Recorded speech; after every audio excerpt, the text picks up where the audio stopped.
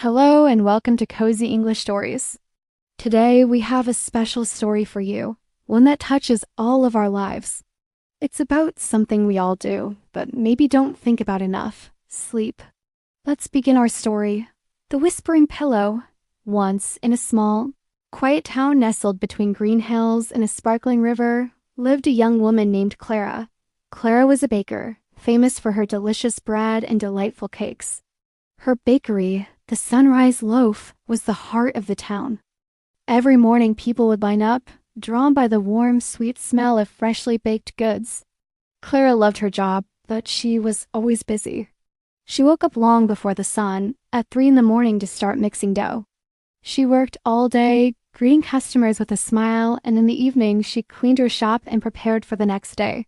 By the time she got home, she was exhausted. She would eat a quick dinner and then get back to work, trying new recipes or doing her accounts. She often went to bed after midnight, only to wake up again a few hours later. Sleep is for the weak. She would often joke to her friends, "I have too much to do." Her friends were worried. "Clara, you look so tired," her friend Tom, the town's librarian, said one afternoon. "Your eyes have dark circles, and you're not as cheerful as you used to be." Clara just waved her hand. "I'm fine, Tom, just a little busy. The bakery's doing so well." But Clara wasn't fine. She started making mistakes. One day, she forgot to add sugar to a batch of cakes. The customers were kind, but Clara was embarrassed. Another day, she burned a whole tray of her famous croissants. She also noticed she was getting sick more often. A simple cold would last for weeks. She felt irritable and found it hard to focus. The joy she once felt for baking was slowly fading, replaced by stress and fatigue. One evening, after a particularly difficult day, Claire went home feeling defeated. She slumped onto her bed, not even bothering to change her clothes. As her head hit the pillow, she heard a soft, gentle voice, like the rustling of leaves. "Clara," it whispered. "You need to rest." Clara sat up, her eyes wide. She looked around the room. No one was there. She must be imagining things. "I'm so tired, I'm hearing voices," she mumbled to herself. She lay down again, and again she heard the whisper. "Listen to your body, Clara. It is calling for rest.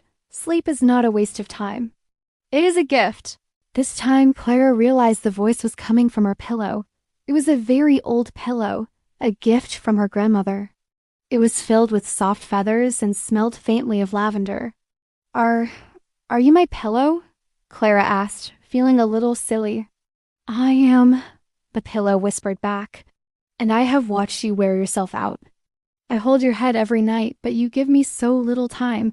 Sleep is when your body heals. It's when your mind sorts through the day's events and stores important memories. Think of it like this. When you bake your bread, you let the dough rest. Why? Because it needs time to rise, to become light and airy. Your body and mind are the same. They need time to rest and rise." Clara listened, fascinated. The pillow's words made perfect sense. She never rushed her bread dough. She always gave it the time it needed. Why wasn't she giving herself the same care? "When you sleep," the pillow continued, "your brain cleans itself. It's like tidying up the kitchen after a busy day of baking. It removes waste products that build up while you are awake. Without enough sleep, this cleaning process doesn't happen properly. That's why you feel foggy and can't concentrate. It's why you forget things, like the sugar in your cakes." Clara thought about her messy mind, how cluttered and confused it had been feeling lately. "Sleep also strengthens your immune system," the pillow whispered. "It's like an army that fights off germs and sickness. When you don't sleep, your army becomes weak. That's why you keep getting colds." This also made sense. She had felt so vulnerable to every little illness going around. "And your mood," the pillow added gently. "Sleep helps to balance your emotions. It helps you feel happy and calm. Without it, small problems feel like huge mountains. It's why you've been feeling so irritable and stressed." Tears welled up in Clara's eyes. The pillow was right. She hadn't been herself. She had been pushing herself too hard, ignoring her body's needs, and it was affecting every part of her life. "But what can I do?" Clara asked, her voice trembling. "The bakery needs me. There's always so much to do. You are a smart woman, Clara, the pillow said softly. You organize your bakery so well. You can organize your time too. Perhaps you can hire an assistant to help in the mornings. Or maybe you can prepare some things the day before. You don't have to do everything by yourself. Remember, a tired baker cannot bake her best bread. A well-rested Clara is a better baker, a better friend, and a happier person. The pillow's words were a revelation. Clara had been so focused on working hard that she forgot the importance of working smart. She realized that taking care of herself wasn't selfish. It was necessary. You're right, Clara said, wiping her tears. You are a very wise pillow. The pillow just rustled softly.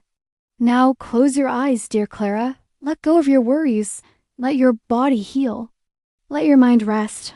I will be here to hold you. Just sleep. That night, for the first time in a long time, Clara didn't fight sleep.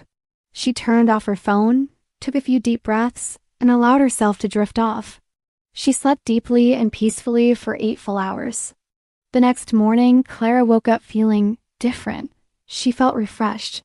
The world seemed brighter, the air fresher. She had a new energy she hadn't felt in years. She went to the bakery and, for the first time, didn't feel overwhelmed. Her movements were precise, her mind was clear. The bread she baked that day was the best she had ever made. From that day on, Clara made a promise to herself and her whispering pillow. She created a new schedule. She hired a young apprentice to help with the early morning baking. She started finishing her work at a reasonable hour. Every night, she created a relaxing routine before bed. She would read a chapter of a book, listen to calm music, and make sure her room was dark and quiet. She aimed for 7 to 8 hours of sleep every night. The change was remarkable. The dark circles under her eyes disappeared. Her smile returned, brighter than ever. She stopped getting sick. She started experimenting with new recipes again, her creativity flowing freely.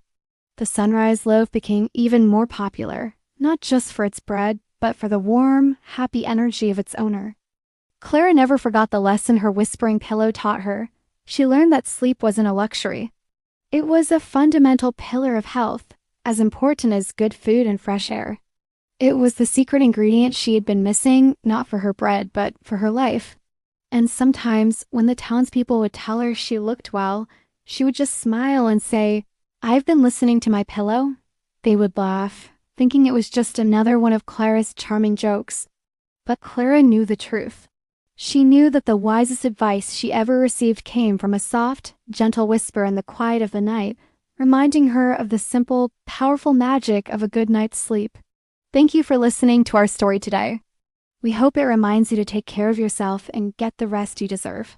If you enjoyed it, please like this video and subscribe to Cozy English Stories for more tailies to help you relax and learn. Sweet dreams!